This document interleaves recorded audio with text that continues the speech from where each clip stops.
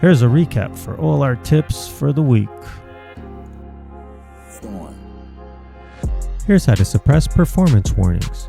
First, import warnings. Then, from pandas.errors, import performance warning. Then say warnings.filter warnings, ignore, category equals performance warning. Then say warnings.warn, then type a warning, comma, performance warning.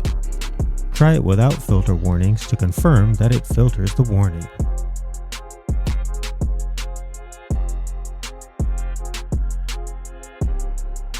Here's how to convert a series into a data frame while converting the index to a column. First, import pandas. Here's an example series. Then say s.resetIndex. Rename the columns using dfcolumns equals and a list of the column names.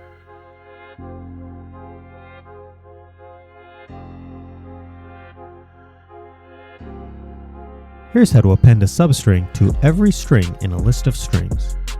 Here's an example list. Here's an example substring to append. Now say s plus substring for s in string list in brackets.